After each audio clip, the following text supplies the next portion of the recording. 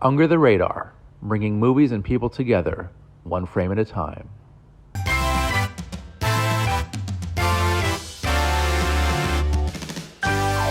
Hey guys, I'm Rain Younger, and this is another episode of Under the Radar, bringing movies and people together, one frame at a time.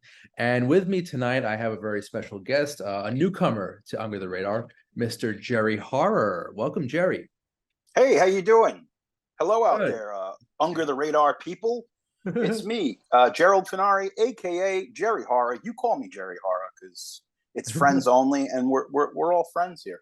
Yes. Yeah, You are a good man to do this, Jerry. Thank you so much. happy to be here. So we're going to be reviewing two films. The first one, it is coming out this week, I believe this Friday, actually. And it is a British film. It's called Scrapper. And it is an interesting story of a young girl. She's 12 years old. She's living on her own after the death of her mother. And she's a very tough young girl. And she seems to be handling herself pretty well in the world. That is until her estranged father shows up in the picture and tries to basically be her dad. And this film I was really pleasantly surprised. It was very well acted. You've got two very strong lead performances. The young girl is played by Loa Campbell. She's a relative newcomer. And also the estranged father is played by Harris Dickinson, who was in Triangle of Sadness last year, one of the best movies of the year. But yeah, enough from me. Jerry, what did you think of Scrapper? I liked it. It's a heartfelt film. You know, I enjoy dramas. It's always, a good drama is always welcome. Hmm. This was produced by and for the BBC. Mm-hmm. And really, before we get into it, this was the way, this is how we used to get talent in the United States as far as directors. Hmm. Like we look at Steven Spielberg, Duel, Mm-hmm. John Carpenter did the Elvis movie, but made for TV movies were like a great proving ground to get Yeah. young directors and talent started. So it's nice to see this. It looks like BBC more so than the studios and streaming services in the US seem to understand how to make proper content. Hmm. It really is a lovely film.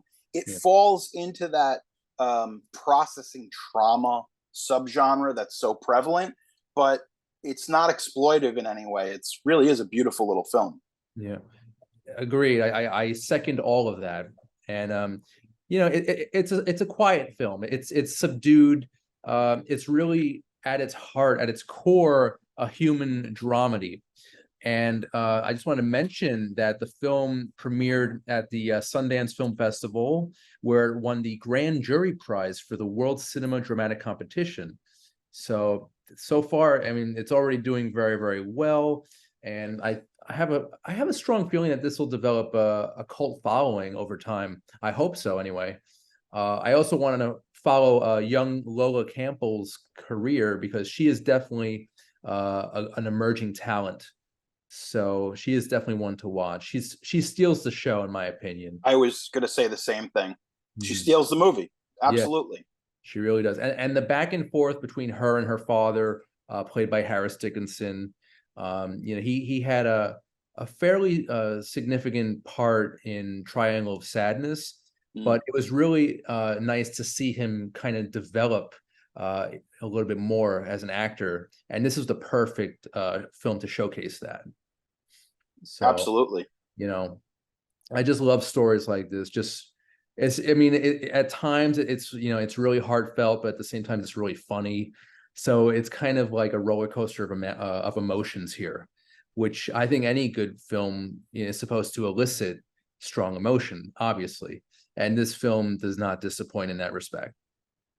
It falls kind of into that subgenre of obviously a slice of life, but low stakes, where it's like, nobody's trying to save the galaxy, nobody's trying to win a court case. It's just this is what's going on in this young girl's life, Right. and she's absolutely charming. and it's completely relatable, even if you're not from the UK. I Yeah. liked it. I really did. I thought it was a great movie. Yeah, yeah, it is very, very good.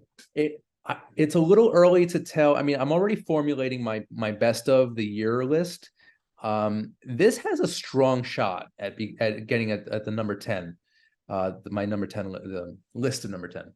So we'll see. I think the acting alone really it pretty much blew me away.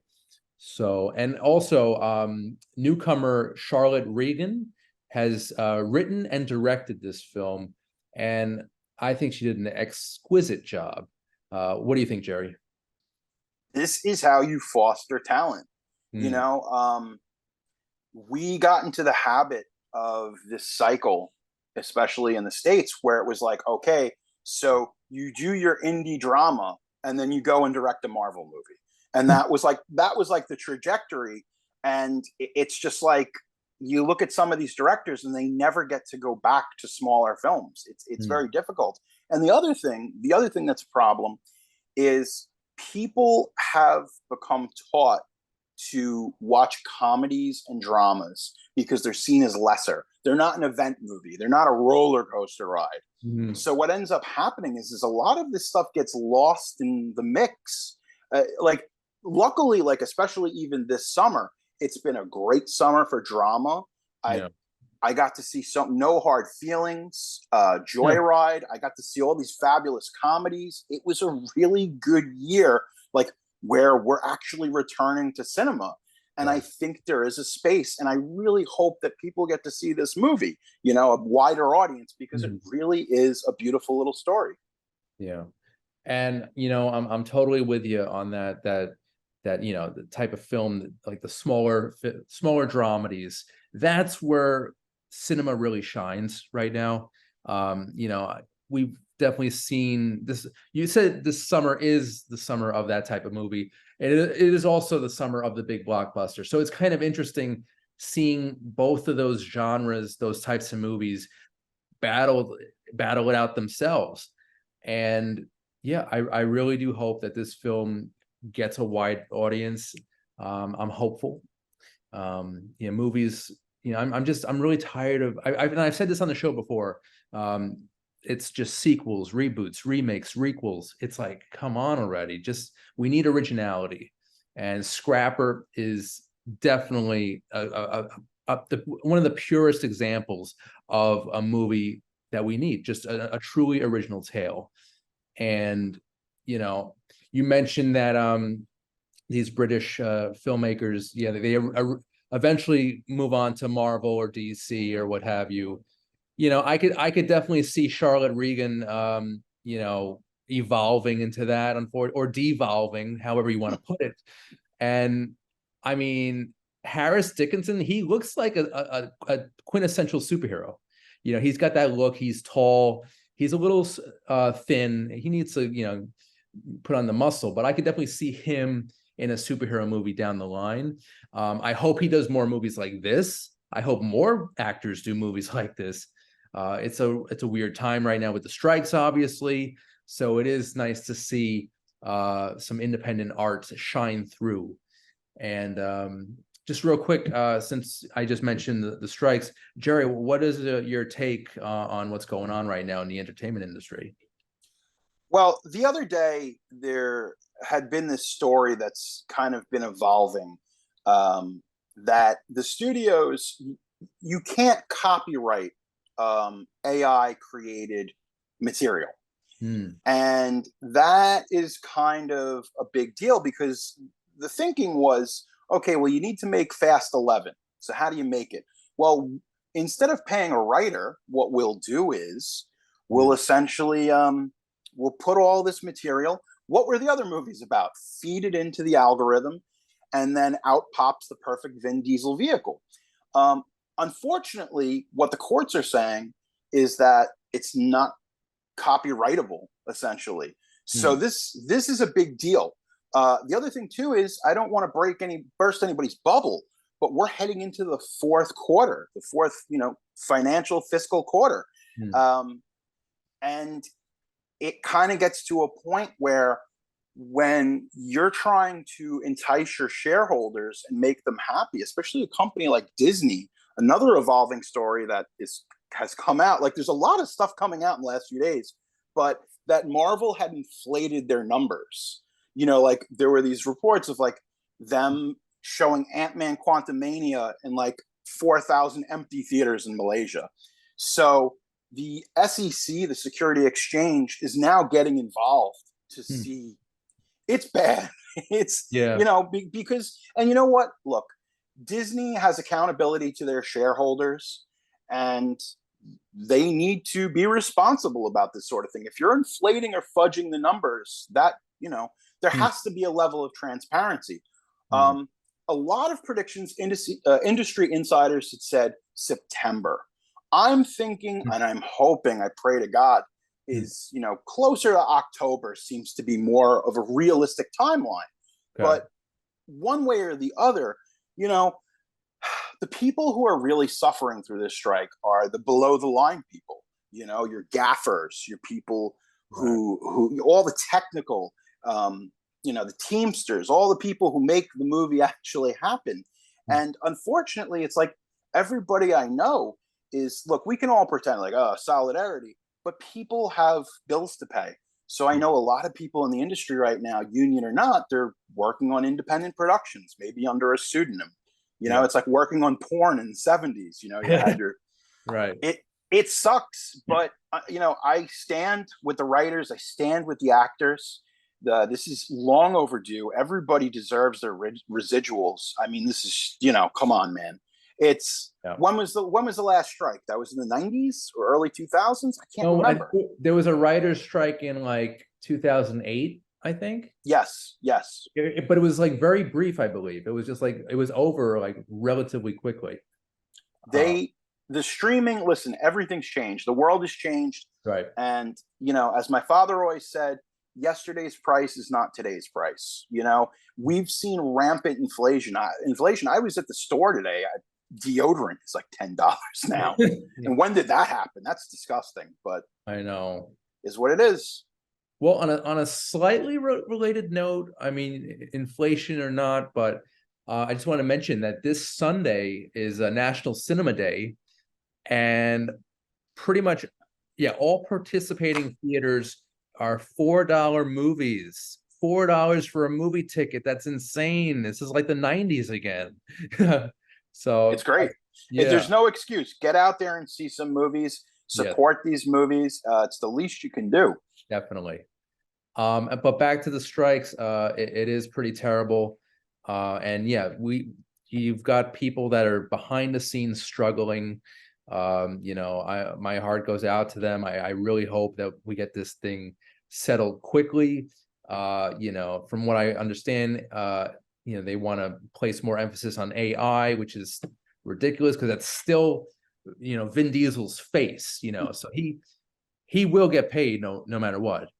But it's just like it's just very sad, just the studio's taking advantage of all these hardworking individuals. It's greed. At the end of the day, it's greed. Yeah. There's no, you can create 100 different narratives and different sides to this, but ultimately the studios are just greedy. They said, as much money as they've lost, losing like $60 million a week or whatever it is, they could have just paid these people. Yeah. And that's petty. Obviously I live on Long Island, and 30 minutes from here, David Zaslav's been having all his billion-dollar friends and his parties, and these people are living in a bubble, and they need to be taken down a notch.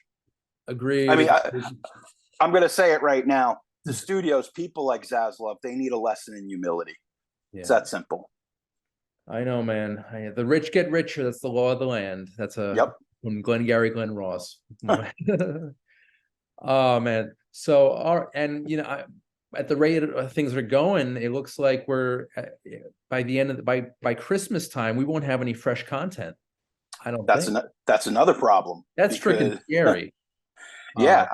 You look at this stuff, like there's a timeline, like whether it's Cobra Kai or Stranger Things, like speaking of Netflix, like now it becomes an issue because people have prior commitments to move on to other projects. Right. But you know what? There is a sort of a silver lining to all this, and that's for so much content that's out there. Maybe this will give consumers a way to catch up because there's so much out there. So maybe we can, catch up on a little TV because there's so much out there. I just finished binging Succession not too long ago, so there's a lot. It's a great show. Yeah, and there's a lot of really great other shows. So, but I do hope it gets resolved soon, and I guess we'll just kind of wait and see. So, all right. So, Scrapper, I think it's safe to say we both would recommend this to people. I gave it a strong 8 out of 10. Highly recommend it. Yeah. Yeah, I think I'm with you there. Maybe like an 8.5. Maybe I'm gonna maybe even touch on 9. I really enjoyed it. Again, the performances were solid, and the story was the story did feel familiar, but I think the filmmakers did a very good job in bringing it to the screen in this way. So yeah, obviously the talent elevated it. Definitely, and also a very it looks like it was a very cheap film to make because there's only like a couple of sets. I think they just filmed in actual apartments in the English suburb. I'm not sure exactly where it was, but it looked like a really cost-effective film. So I respect that too. But the performances were without a doubt the definite highlight. So that's Scrapper, guys, coming out in theaters this week. So check that out. And I just wanted to touch on another film that deals with estranged parents, estranged fathers. And this film is actually from 1997. It's called Father's Day, and it is one of my absolute favorite comedies. It did terribly at the box office, and like no critics liked it. I think it's hilarious. You've got Billy Crystal and Robin Williams, who both played two former lovers of this woman. She has a son, and this son basically runs away from home. He's 16, and basically she tells Williams and Crystal that they're both the father, so they can go look for him, basically lying to them. And it's really a ridiculous kind of a road comedy, a buddy comedy. And it was really, honestly, just an excuse to get Williams and Crystal together, which was a no-brainer after Comic Relief. And, just their chemistry in this film is brilliant. They are so funny. You've got one of the greatest comedic writing duos of Lyle Gantz and Babaloo Mandel. They did movies like City Slickers, Parenthood. They did Splash. They've done a bunch of great comedies throughout the 80s and 90s. And in my opinion, Father's Day is no exception, despite what the other critics think. Jerry, what were your thoughts on this retro classic? I apparently am the other critic. I have a lot to say. I'm going to try to dispense this information as clearly as I can. Okay. Now, look, I am not a proponent. You do not judge a movie by its reviews. You have to see a movie for yourself to formulate your own opinion. But I found it very interesting that on Rotten Tomatoes, this film has a 25% critic score and a 25%. It's like perfectly balanced. Here's the thing, and I'll tell you the thing. I grew up in the 80s and 90s. You did too. Height of their powers. You got Robin Williams, hot off of Mrs. Doubtfire. You got Billy Crystal, height of his powers, doing one-man shows. He's hot off City Slickers. Mm-hmm. And on paper, Ivan Reitman, probably one of the greatest comedic directors of all time. Like, I don't even, you can, look, I love Judd Apatow. He's great. And I think he's one of my favorite comedic, dramatic, but you can't fuck, excuse me, with Ivan Reitman's resume. It's just, it's so on paper, this is the funniest movie ever made. Like, you could have placed Williams and Crystal in a room with a sock and it would have been funny. I don't like this movie. As much as I love them, I think there's some pacing issues. There's also some tonality issues. And I feel like there's this weird trajectory for comedy in the 90s. Like the early 90s are so hot, so strong with some of these films. And then you get to like the late 90s, this is 97, and it all just kind of like, we're all taking a check here. I mean, look, it's nowhere near as bad as Old Dogs, the Travolta Williams thing. Yeah, that was bad. Oh, Yes. that's incomprehensible. Or This is, RV. look, oh Jesus. Look, if you love the both of these guys, it's like it's a no-brainer. Definitely give it a watch. I mean, they're geniuses. Yeah, for sure, for I, sure. yeah. I think there was a better movie to be made, and I guarantee you the outtakes with them were probably hysterical. Oh yeah. They improvised a lot of their dialogue too, and obviously so. I mean, you can't go wrong with the writers. You've got Lau Gantz and Babaloo Mandel. They just totally crushed it with the City Slickers movies. And this came out not too much. It came out 3 years after City Slickers 2. So they were kind of riding that high, that wave. Got to get that money. Got to cash in when you can. But you know what? Williams and Crystal, they could have easily just did maybe like an Odd Couple remake or something like that, if handled right.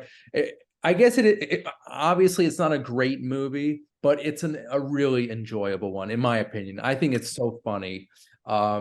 Any other comedic director at the time could have definitely done this, directed this movie. Ivan Reitman, obviously Ghostbusters, Stripes, Meatballs, this Twins. Twins, Kindergarten Cop. It's just like, God damn, that guy made a lot of it. Seriously, like even though like what was the last, like it was my girlfriend's a superhero, my ex-girlfriend's that was horrendous. That I'm gonna tell you though, as much as I dislike this movie, I will say this: it's not, if you love these guys, put it on, give it a shot, because the charm of Crystal and Williams is so strong, it's undeniable. So even if you don't like the movie, you get to hang out with them. And God, I miss Robin Williams because and the thing is with Robin Williams, he could do drama, he could do comedy, he could do scary. Like think of Nolan's Insomnia. 1 hour photo. Yep. He just, what a genius. And it's hard to watch, and I mean, I've seen City Slickers probably it's funny too, because City Slickers is like the perfect, like, it's kind of like the boomer midlife crisis. You grow up loving Westerns and you want to, it's a big movie for my father. Right. We got a dupe of it somehow, and we watched it like at least 100 times during the 90s. City Slickers 1 and 2 is the quintessential I recorded it on VHS type Yep. And I was totally there. And it's kind of scary that not scary, but it's a little strange that I am going to be the same age that Billy Crystal's character was in the first City Slickers. I'm going to be 39 next year, and that's the year that they bought him the present of the cattle drive. So, oh my God, I know it's weird. It's like, I mean, I'm thinking like a City Slickers reboot is in the works. I don't know. I might have to write it. We'll see. The thing is like, there's always this, every decade, there's always the Western is dead. That's what they always say. And then somebody makes Bone Tomahawk. Somebody makes The Unforgiven. So it's like every time that you write off Westerns, they somehow come back into the consciousness, so it's one of those things. I think there's, you could do a City Slickers reimagining. I found out the other day, do you know where reimagining came from? The word itself? Yes, the terminology. It actually came from 2001's Planet of the Apes remake by Tim Burton. He went to the press, and he just it came off the top of his dome, and he's like, no, this is a reimagining. And then people were like, oh, because it kind of puts a coat of paint on. Oh, it's not a remake. Yeah. Like it sounds far better than a remake. It's the same exact thing, though it sounds a little fancier. Yep. it's That was Tim Burton who coined it. Yep. Wow. Planet of the Apes 2001. That And nothing burger of a that was movie. that was among his worst movies ever made, I'd say. Easily, Yeah. easily. I mean, Yeah. yeah, wow. Well, I will give him that the costume and set design was actually very, very good. Oh, And incredible. Danny Elfman's score was top notch. But It's crazy because just really, really quick, I'm sorry that I'm talking about no, Planet of the no, Apes. It loses that's all Rick Baker makeup. Yep. It loses to Moulin Rouge that year at the Oscars. And I was just like, look, I love Moulin Rouge. It's a beautiful movie, big fan. But I mean, come on, they're apes. Come on. I know. Yeah, visually that movie was stunning, but I mean, I'm gonna blame Mark Wahlberg for that, for giving a poor performance. I'm not a big fan of Wahlberg. I've mentioned this on the show before, but yeah. Great. Now I have to rewatch Planet of the Apes. Great. Thanks, Jerry. No. From what I understand too, like Wahlberg was a huge fan of Tim Burton. They brought him in for the meeting. He meets with Tim Burton. 5 minutes, he made up his mind because he wants to work with the guy. Okay. But it just, I can imagine how he's like, bro, it's Tim Burton. I gotta work with him. Like I would do the same thing. But Yeah. Long story short, Wahlberg didn't read the script. Oh yeah, he phoned that one in. He phones everything in. I mean, almost everything. Just never been a fan of his work, but that's another episode, guys. So Father's Day, yeah, like it. I rewatched it the other day, and I still think it's funny as hell, even though it has many flaws. Jerry, I'm assuming you would not recommend this to people.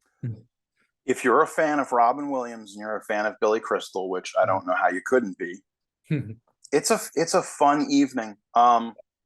Even like, and I hate to say this, it's a perfect second screen movie. You put it on, maybe you're messaging your OnlyFans fans, and I don't know what you're doing. That's between you and whatever. But Yeah. regardless, it's fine. It's not. Look, I'm not going to tell you it's terrible. It's not. Okay. I saw that movie Strays last week. That was terrible.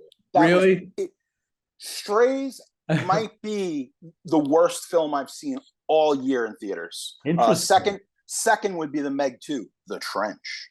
Oh God, no! I there's another actor I can't stand, Statham. I'm not. Oh no. No. These are like brand actors. It's kind of like when you go see a Statham movie, you know exactly what you're getting, right. And there is an admirable quality to that. It's like, does McDonald's make the best hamburger? No, but you know what to expect, and that is the appeal of Statham. There you go. Perfect. But with Williams and Crystal, they kind of surprised me, and they did a great job with their lines. Perfect chemistry, pitch perfect, I must say. Yeah, I love Father's Day, and I think it's the perfect VHS. So well, just really quick about Father's Day, what I found out was there was this crazy window of time before Crystal, Williams, and Reitman jumped onto different projects. So the movie itself was incredibly rushed. Like they made that movie, I mean, it was less than 70 days for a big studio comedy. Okay. And they just, I think it became one of those things where they're like, oh, we got Crystal and Williams, it's going to be whatever. But like that script needed another pass. But again, I love both of these men so much. I think they're incredibly talented and gifted performers. Come on, you could do worse. You could do a lot worse. Sure, of course. So you can actually rent or purchase Father's Day on Amazon Prime. I actually purchased it myself. Happy I did that because I couldn't find the DVD. But yeah, Father's Day, it's very near and dear to my heart. All the more so after Robin's untimely passing. So check out Father's Day, guys. It's worth a look. So we are like out of time, Jerry.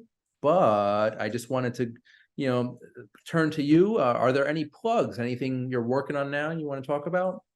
tomorrow, August 23rd, the new season of my podcast, The Offering, drops. We take deep dives into cinematic history. If you've ever wanted to learn, this is more of a learning exercise. It's just me, there's no guests. And this season is about, I can't give away the episodes. I give away one or two, but maybe one of them might be Last Action Hero and another one might be Xanadu. It's it's all about learning how these movies were made. And for me, that's what it is, because you listen to the podcast and then you can be like a total snarky dick to your friends and be like, well, I found out that, and to me, that's what it's about. But what I will say, as they say, truth is always stranger than fiction. And the commonality of all these movies that I'm covering, they were all supposed to be gigantic summer blockbusters. And some of them made money, but ultimately they fell apart, whether it was behind the scenes or. So look, it's The Offering with me, Jerry Hara. You can find it on iTunes, Spotify, wherever better podcasts are found. I've been doing this shtick for so long. But yeah, if you love movies, you're going to love this podcast. 5 stars. I am very excited for the Last Action Hero episode. That's amazing. It's a banger, isn't it? Because it's just, there is a sense of hubris and ego and the stories this season, and they're great stories, is just people whose egos are out of control, whether it's the studio, whether it's the star attached. And if I just really quickly, the mistake that Schwarzenegger made was Schwarzenegger was like, I'm going to control every facet of this production. And that's where he made his mistake. That's all I'll say. But that's because what happens is it's just like in life. You can only control what you can control and take accountability for. When you start becoming, I'm going to manage the action figures, I'm going to manage the campaign, it falls apart. I hear you. Yeah, no. It's like Bruce Wayne's dad says in The Dark Knight. Or Batman Begins. He's like, I have better men to do that for me. Touche. And if you're curious, you can check out my 30th anniversary tribute to Last Action Hero on my YouTube channel. And speaking of plugs, feel free to subscribe and share to that channel, Under the Radar. Also, all new episodes appear on Manhattan Neighborhood Network, Mondays at 11 a.m. Eastern. Also, of course, on Slam Radio SXM, Sirius XM channel 145 you are listening to right now. Jerry Hara, I want to thank you so much for a wonderful first-time appearance. How do you think it went? Look, man, it could have gone a lot worse. Much like much like the box office of Father's Day. But look, I had a great time, and thank you for having me here. It's one of those things. If I can't just randomly go up to people in the street and talk about movies, even though I try to. Like, people are getting bagels, and I'm like, let me tell you about Robin Williams, and they're just like, sir, please get away from me. Yes. There's so many restraining orders against me for talking about movies. Well, I have yet to receive a restraining order, but I am still relatively young, so we'll see. But yeah, I just want to thank you again. I want to thank everyone listening on your devices and watching on your devices, however you're consuming this right now. I'm Randy Unger. This has been Under the Radar, bringing movies and people together, one frame at a time. We'll see you next time, guys. Take care. Under the Radar is brought to you by Magnitude Jewelry. Add a 2 to match your attitude. Patent pending, interchange genuine gemstone and crystal EMF protection jewelry. For more information, please visit magnitudejewelry.com/gemgirl or call 718-268-6634.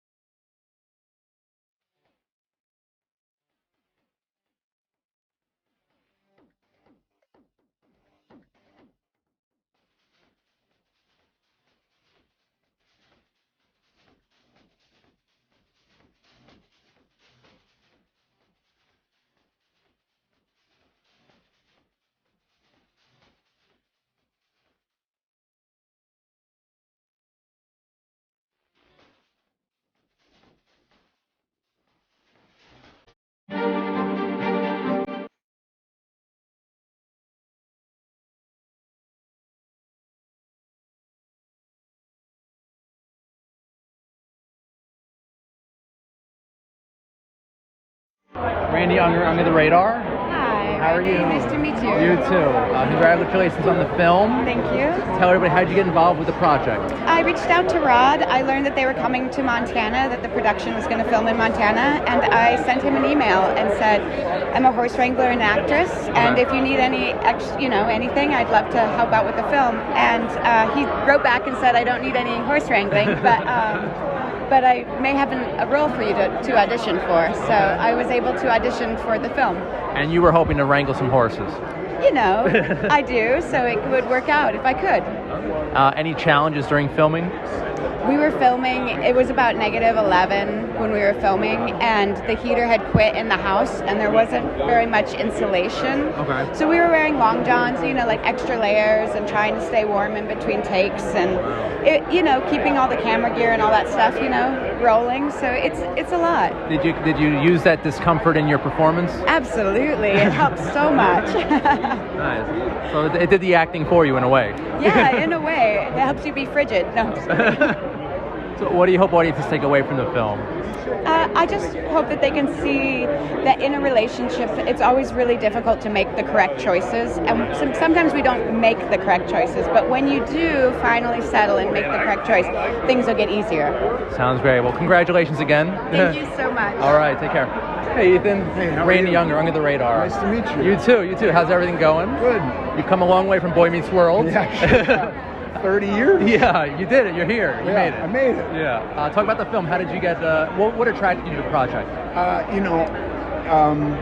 feel like for a long time we've had a lack of real good indie movies, and this felt like the kind of indie movies I remember reading in the 90s, which were really exciting to me. I started acting in the 90s, and it just felt like an amazing time for cinema. I feel like the 70s were incredible, the 80s were not as incredible, and then the 90s were dope again, and then they've been... Ride the wave. And then it's been all about TV since then. And so it was like interesting to see a movie that kind of was very cinematic and had an interesting story and was character driven and story driven. It was very fun. Would you compare it to other films, or is it in a league of its own? It's in a league of its own, but like when I read the script, I remember thinking about like, Reservoir Dogs and Things to Do in Denver When You're Dead and Boondock Saints, and not that those movies necessarily all came out to be the most incredible, but the scripts had a grit to them that you don't really see anymore. And you've done a ton of comedies, so it must be a nice, venture, a departure rather, to tackle such a role. What were some challenges for your character?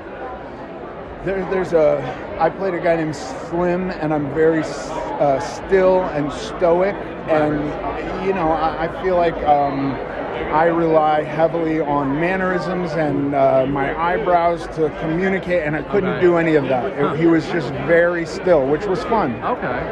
And another movie you did that I absolutely love, and not a lot of people love, but Evolution. Yeah. What were some of your memories on that film? I remember, I have this thought a lot. I really, really like doing that movie. I love Ivan Reitman. Like, he's a hero of mine. And he yelled a lot. And I thought when he would yell, I thought he should be yelling. Okay. and I got sad recently because I thought people probably aren't allowed to yell anymore. Yeah, you're very sensitive these days. Yeah. And that made me sad, because like that energy, Stanley Kubrick today would get pilloried. Right. Ivan Reitman, I don't know, he's probably fine. Okay. But like, I don't know, I miss that kind of energy. You're at work, it doesn't all have to be like nice and peaceful. There can be some stress, like show some emotion. Yeah, and not just fake emotion on screen. Like sometimes the director gets pissed and has to yell at you, and that's okay. That motivates the actors to do a better job. Yeah, exactly. That's awesome. Ethan, thank you so much. My pleasure. And if you ever want to come on the show, maybe review some movies or talk some more, Sure. Under the Radar. Under the Radar. Thanks a lot, man. Thank you. Hi, Randy Unger the Radar. How are you? Good. Nice to meet you. You too. Congratulations on the film. Thank you. And congratulations on this look here. Thank This is you. quite a statement, I must say. Thank you. Talk about the film. How did you get involved? I had done another film called Boys of Summer with Mark Fasano, who was a producer on this, and he suggested me for the role, which is kind of the way, like, it's always the dream to get jobs that way, and especially I was sent it, and the script was amazing, and I met with Rod, and we decided to do it, and so excited to be here. And you got quite an ensemble cast here. Yeah, What was it like working with these guys? You know, I work with Scoot. I actually, I just met a couple of the other actors, and I'd never met them before, so it's just so funny. But Scoot and I go way back, and so it was really fun to work with somebody you already knew, especially to play like husband and wife. That's and cool. We're both from Texas, so it's like a great, yeah. So I'm assuming collaboration's very important to you on a set? Yeah, absolutely. And Rod was so collaborative. We had like 1 million phone calls beforehand about the character and the backstory, and so yeah. What do you hope audiences take away from the film? I hope that they connect with it in some way, and people who are struggling connect with it, and people who aren't struggling can like take a moment and actually see what that's like. And yeah, I mean, I hope nobody's having to make the decisions that Cliff makes in the movie, but it's hard. I hear you. Yeah. What do you what do you look for when picking a role? Something that challenges me, something that like I feel like is a real person and says something, and great writing, of course. Perfect. Thank you so much. Thank you. Congratulations again. Thank you. Randy Unger the Radar. Hey, hi. Nice to meet you guys. Yeah, you look just like your dad. It's crazy. Awesome. I get that. Yeah. He's not as handsome. Oh, that's so. We got a lovely cast here, a great ensemble. What was it like working with this wonderful group of people? I mean, I'll let this gentleman talk first because he's so close. These are actors we love. We've always had this policy that, one, we're going to work with people whose choices we respect and just inherently admire, and also people who make us look better. Yeah. And we also have a no assholes policy. You feel free to bleep that. So we really just put together a cast of actors we admire, people who we wanted to go be in the negative 25-degree temperatures with. Yeah. Sorry. Yeah. No, I just echo that too. It's when you're working with people you admire, it doesn't feel like work, it feels like collaboration. And that's what filmmaking is. It takes a village. You need people that are going to buy into what you're selling, and you know, it's really easy to buy into Rod. He's just a lovely guy, and he's my best bud. So like, I get it, you know, ultimately why this cast came to us, you know. And I actually haven't seen the film yet. I'm going to, I promise. What were some of the big challenges on set? I'm very curious. Oh, well, when you film a movie in Montana, you're going to have snow and cold, and it was snowy and cold, and we worked a lot of overnights. I mean, truthfully, the hardest part about the movie was not even relative to the production experience, but we both have kids. We both have 2 children, and we're away from our family for 3 months, you know? That's hard. And I think that, in the film business, people get, turned into machines, and it's sort of expected that you can't both be grateful and be sad about something at the same time. And I think, it's hard. It's hard to be away from your family. It's hard to do something you love while sacrificing something you love at the same time. It's a give or take. It's like a sacrifice, basically. Yeah, always. How about yourself? Some challenges for you? I mean, when I think about it, I always come back to schedule. We always had this guy under the gun, and because, it's a very meticulously crafted movie. It was, it's shot listed down to a T. Each shot mattered and existed for a reason. So missing anything wasn't really an option. So it was all about schedule, and that can wear on you. But, we made it work, and, I would say no one was ever waiting on Rod. So, and that's a really good quality in a filmmaker. Yeah. Lastly, what do you hope audiences take away from the film? This is a film that is, I hope, relatable. No one's running drugs here, hopefully, or moving guns around state to state. But there are these ideas about classism and impunity and right and wrong and family. And I think I would hope that everybody could look in the mirror and wonder what choices they might make when faced with situations like our characters are facing. How about you? I mean, to me, I hope that they, first of all, really enjoy the experience of watching it, because we worked really hard doing it. And then to echo what Rod said, we're living in this intense moment of duress in terms of things like, essentially there's class warfare happening right under our noses, and people are trying to pretend like that's not what we're dealing with. So I hope that this wakes some people up, and that really connects with them, because maybe they don't feel seen, and now maybe they do. So awesome, guys. Thank you so much. Congratulations. Thank you so much. Yeah, guys. All right, guys. Unger the Radar, bringing movies and people together, one frame at a time.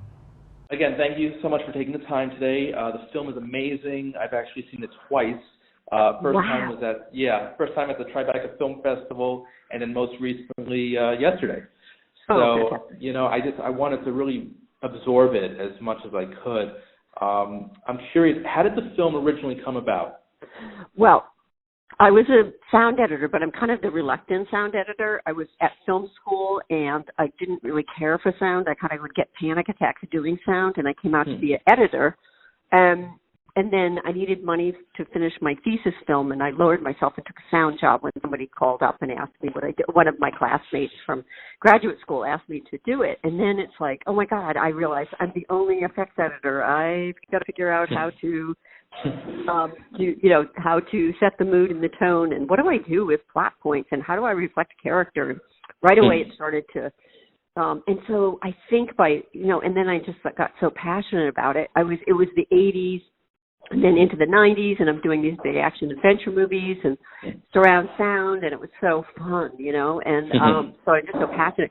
But I realized that even at film school, all of the class descriptions are like visual storytelling. And so actually when I started to teach, I said, can we just put the word oral in there too? And then, and it's like we just feel like we're behind the scenes and nobody sees us. The budget is like 1% of the budget is usually for post-sound. And yet, these great directors who are in my movies say it's 50% of their movie. So I have to say, for young filmmakers and independent filmmakers, I mean, think about the bang that you're getting for your buck in that. Right. So. Okay. That's great. What was the research process like for this film? Well, we, started in 2010. I mean, this took us 9 years to do. Some of it was the research, but a lot of it was no one wanted to pony up any money. So that took a while, and I was also working full time, so we're doing it between things. But research, there wasn't. I'll tell you the truth. We did 90 interviews, and we have we have almost 200 hours worth of material because there was hardly anything on sound. And we lucked out that I think it's the 80s, one of those kind of entertainment shows recorded Murray Spivak, who did King Kong in 1933. And if it wasn't for that, we wouldn't have anyone from the first generation. Like Murray Spivak did sound on silent, supposedly silent movies, which were never really silent because they always had a live orchestra or someone behind the scenes or one person playing the piano or something. And if we didn't have him, we wouldn't have gotten that. Anyone from the first generation, and we barely could find photos of, people sound editing or doing anything with sound. Did you conduct the interviews yourself? Yes. So all of the interviews are me asking, and then anyone who was on the set who had a question or felt like something didn't get followed up would do. And Bobette Buster, my producing partner, would ask, a set of questions at the end. Yeah, so all of them were. The only one that wasn't was Alfonso. That was a British Film Institute BFI interview. Was it difficult wrangling all these great talent for interviews? Well, I'll tell you, it was surprisingly easy that they all said yes but it was because they love their sound people and their supervising sound editors and sound designers. They love them and they respect them and they see them as, great collaborators. So they all said yes pretty freely. It was then trying to get their schedule. I mean, Spielberg had back-to-back. He has those 4 or 5 back-to-back films. We almost didn't get him. We actually locked a picture once, and we had to unlock it because of they were just getting the release for that PSC footage he's in, and then he said, wait, I really want to do it, and so we had to unlock the picture. The fun one was that, we had we didn't have a connection with Barbara Streisand so much until Joan Allen. I mean, we weren't even thinking about her, and then Joan Allen told us that he's the senior vice president of Dolby, and he was the one that told us that she was one of the major people responsible for getting Dolby stereo into theaters, and she didn't know it herself, is the funny part. She had no idea that she was doing history, so that was fun. Now, do you consider sound editing more of a science, more of an art form? I consider it more of an art form for sure, because that's where I came from. Like when it was I feel like you just learn the technical because you, to get to do something that works with the picture. So, and I would say too that all of the people that we interviewed and all of anytime I've ever gone to something and people ask questions to sound designers or even the recorders from the set, they'll ask them what microphone do you use or what software, and they all kind of get a little miffed because they say it's not about that. It really is about thinking creatively, and so I think that we just learned that. It's like if you had to learn cooking to be a great chef, you know. Gotcha. So in the 90s, you were on set with a lot of Jerry Bruckheimer productions. Yes. What was it like working on those fun films?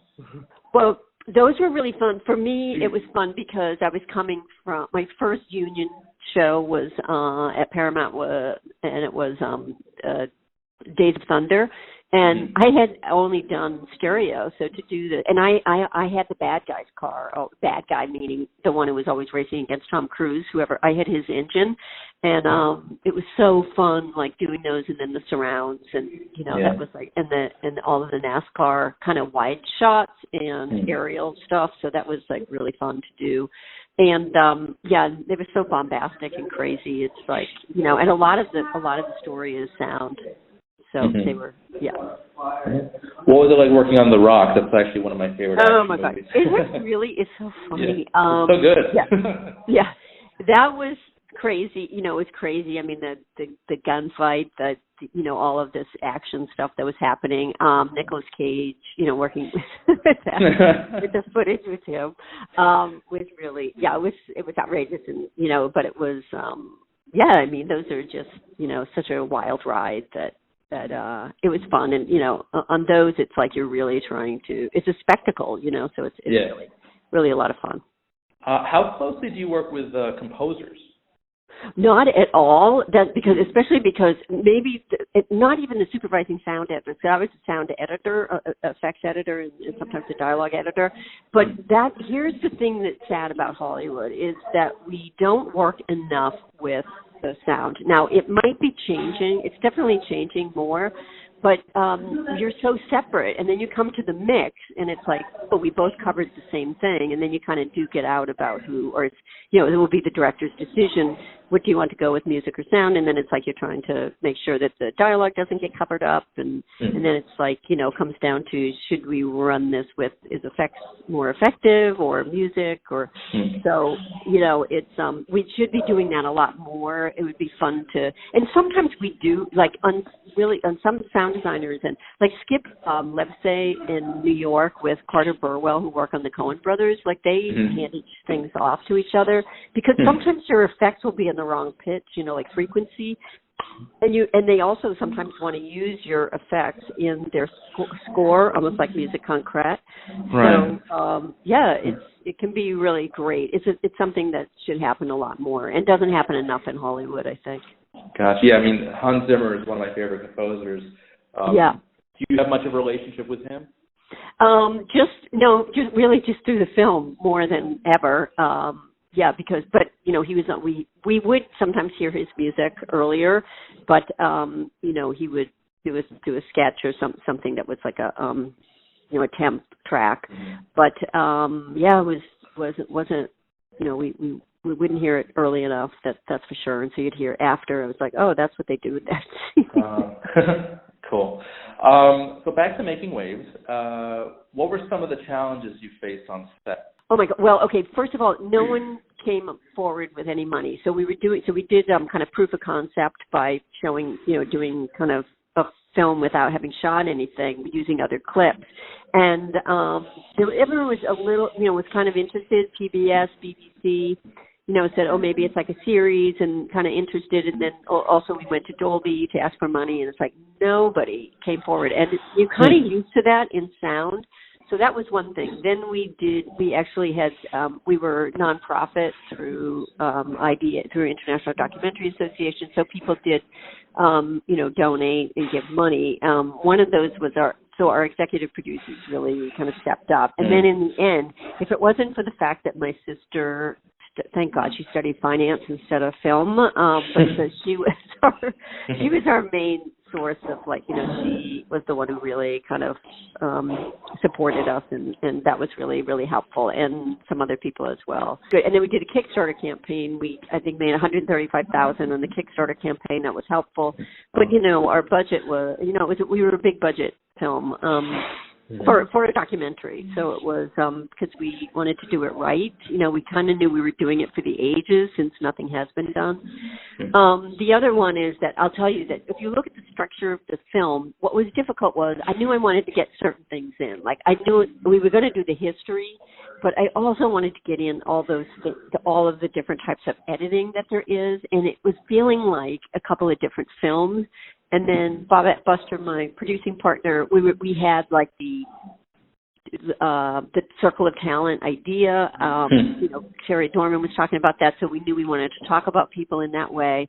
And then we had Walter Murch talking about that sound editing, different effects could be like the orchestra. And Bobette drew a circle and said, "What about if we put everybody in?" And then and so that graphic that we have, Circle of Talent graphic, where you put all the different types of sound, and then we cut it throughout the film. And our editor was brilliant, David Turner, but our supervising editor really helped us get to a place. It didn't feel like 2 or 3 different movies, that it kind of all came together. So to do it in 90 minutes when you have 200 hours worth of material and amazing stuff, like we dropped some of the best sound designers in the world. We had to drop. It was really sad. Wow. Yeah. So how was the editing process, like putting the clips together and all that?